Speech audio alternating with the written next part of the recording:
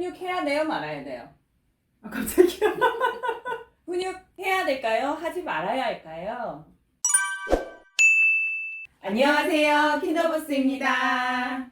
훈육이 적절한 시기, 방법 있을까요? 정말 많은 분들이 훈육에 대해 이야기해 주시고 계신데 갈수록 훈육이 뭔지, 훈육의 정의부터 너무 혼란스러운 것 같아서 조금 명확하게 짚어드리려고 합니다.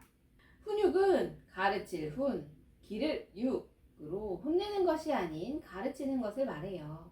그러니까 부모가 이성적인 상황에서, 여기서 중요한 거 이성적, 감정의 흐트러짐 없이 아이에게 꼭 필요한 것을 시기에 맞추어서 가르치고 연습시키는 것이 제대로 된 훈육입니다. 감정에 휩쓸려 아이를 다그치거나 화를 낸다면 훈육이 아니라 화풀이죠. 그러게요. 훈육이 나쁜 뜻이 결코 아닌데 저는 그 뜻을 알고 있어도 훈육이라는 말이 따뜻한 느낌보다는 뭔가 그 매를 들고 있는 어른의 모습이 떠올리게 돼서 그리 좋아하지는 않습니다. 그래서 적절한 언어를 제가 20년 전부터 찾고 있는데 아직도 못 찾았어요. 네. 찾게 되면 킨더부스 국장님들께 제일 먼저 알려드릴게요. 저는 지도 편달을 그거 더 무서운 거 같아요. 제시하고자 합니다. 요즘 그게 너무 부족해요. 네. 요즘 3살 이전에 훈육이 필요하냐 안 하냐, 할 거냐 말 거냐가 이슈죠. 한둘 키워본 사람들부터 학자에 이르기까지 남에게 피해를 주는 행동은 반드시 고쳐주는 것이 옳습니다. 스스로 느끼도록 기다려줘야지 혼나는 순간에는 행동은 멈추겠지만 반감만 좀 산다 혹은 애가 주눅든다 등등의 의견이 정말 많죠. 네. 훈육은 감정은 빼고 꼭 필요한 것을 가르치는 것이라고 했으니까 훈육은 필요합니다. 감정을 빼고 훈육하는 방법 무엇이 있을까요? 자녀를 바르게 훈육하는 방법 5가지를 알려드리겠습니다. 첫 번째, 때가 되면 아이에게 적절한 행동을 알려주어야 합니다. 유아기부터 초등학교 입학할 때까지는 순서와 규칙을 지키고 참고 기다리는 것이 되어야 합니다. 그런데 어리니까 조금 크면 저절로 되겠지 하면 안 된다는 것이죠. 저절로 됐으면 40의 진상은 없어야 되죠. 저절로 하게 된다는 건 훈육에는 정말 안 통하는 것 같아요. 아이들은 몰라서 그런 행동을 하는 거거든요. 알려주고 반복하지 않으면 절대 모르고 실천하는 방법도 알 수가 없습니다. 시기가 지나서 훈육하려면 아이고야 100배는 더 힘들고 화나는 일도 많고 감정이 섞인 그런 일들이 더 많아진다는 사실을 제발 좀 아셨으면 좋겠어요. 아이가 큰다고 다 하지 못합니다. 순서를 지키거나 모든 사람이 편하기 위해 지켜야 하는 약속, 규칙을 가르쳐 줄 때는 선택이 아니라 명확하고 간결한 지시 언어로 가르쳐 주어야 합니다. 이런 거죠. 식당에서는 어른들이 음식을 다 먹을 때까지 기다리는 거야. 이렇게요. 두 번째는 가르쳐 준 적도 없으면서 못한다고 화내거나 혼내지 말아야 합니다. 아이가 식당에 갔는데 조금 먹더니 떼를 쓰고 돌아다닌다거나 할 때 참다 내가 조금만 참는다 그 아이는 엄마. 하면서 욱 하고 올라오실 때 있잖아요. 네. 그럴 때 3초 정도 심호흡을 하시는 거예요. 하나, 둘, 셋 그러면서 머릿속으로는 생각하셔야 돼요. 내가 식당에서 지켜야 할 예절을 제대로 가르쳐 준 적이 있는지 맞아요. 연습을 시켰는지 생각해 맞아요. 보시는 거예요. 그런데 생각해 보니까 내가 제대로 가르쳐 준 적이 없어. 앉아있는 거라고 말해준 적도 없어. 그러면 혼내면 안 되죠. 되는 거예요. 그건 진짜 양심의 문제인 것 같아요. 알려주지 않았는데 맞아요. 어떻게 알고 얘가 스스로 식당에서는 가만히 앉아있는 거를 알겠어요. 그렇죠? 그럼요. 그게 바로 화풀입니다. 네, 훈육은 제대로 해야죠. 그런데 정말 잘 알려주고 연습도 매번 계속 그렇게 했는데도 애가 뛰어다니고 식당에서 막 눕는다. 어떻게 하는 거 같나요?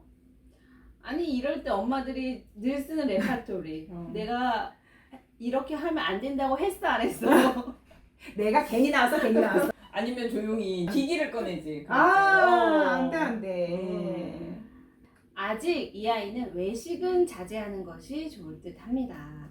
집에서 새는 바가지 밖에서도 샌다고 가정에서 식사할 때 어른들이 다 먹을 때까지 기다리지 못한다면 외식 때도 그럴 가능성이 많습니다.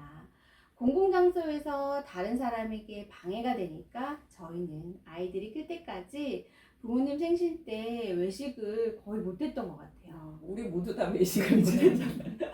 첫 외식은 30분이었지.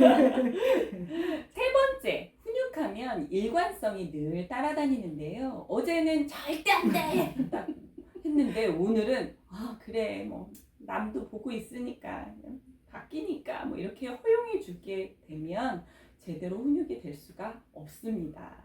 훈육에서 이게 제일 어려운 것 같아요. 네. 맞아요. 이게 부모님들의 컨디션에 따라서 변하기도 하고 또 많은 사람들 앞에서 또 아이를 혼내기 좀 그렇잖아요. 네. 그러다 보면은 이제 마음속으로 집에 가서 보자 하다가 또 엄마도 집에 가는 길에 마음이 좀 정돈이 되고 네. 잊어버리기도 하고 또 집에 가서 또 울고불고 혼내기도 그렇고 하니까요. 이 일관성은 중요하지만 정말 어렵긴 합니다. 그런데 일관성이 없이 훈육이 되면 아이도 상황에 따라서 사람에 따라서 다르게 행동을 합니다. 이게 제일 문제예요. 네. 아, 간 본다고. 맞아. 눈치만 빤해진다고. 네. 엄마는 그냥 넘어가 주니까 떼쓰고 선생님은 안 된다고 하시니까 살짝 눈치 보면서 지키고 이런 아이들 너무 많이 봤죠. 네. 그럼 선생님만 밉잖아요. 네. 엄마는 다 해주는데 선생님은 안 된다고 하니까. 유치원 가기 싫어가 되죠. 네 번째로 훈육의 기준이 있어야 합니다. 저는 안전과 건강에 관련된 것은 굉장히 단호한 편입니다. 스스로 자신의 몸을 보호할 줄 아는 사람으로 성장해야 합니다. 원에서도 활동 전 5분 안전교육을 하듯이 가정에서도 꼭 안전교육이 필요합니다. 에스컬레이터를 탔을 때 부모의 손을 잡고 가운데에 바르게 서 있는 거, 정지하는 거 이런 것도 중요하고요. 또 어디까지 허용해 줄 것인가에 대한 한계점을 미리 정해 놓으시는 것도 중요합니다. 잘못된 행동을 했어. 3번까지는 기다려 준다는 내 마음가짐이라든지 30분 놀고 들어가서 씻고 식사해야 하는 이런 순서에 대한 한계점 약속을 하고 그 선까지는 아이가 스스로 지키도록 지도하셔야 합니다. 또 남에게 피해주는 행동을 하는 것 절대 안 됩니다.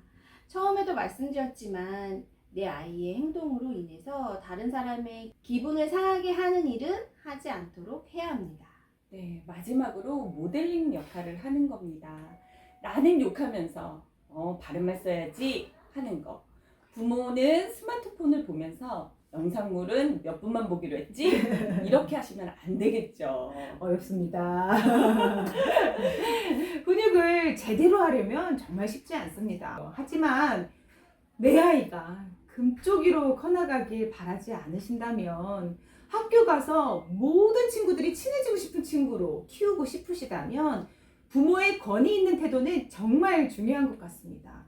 말씀드린 5가지 잘 기억하시면서 실천해 보시면 그런 아이로 성장할 겁니다. 오늘도 우리 아이와 행복한 육아 하시고요. 킨더보스는 국장님들을 응원합니다. 고민 있으시면 언제든 댓글 주세요.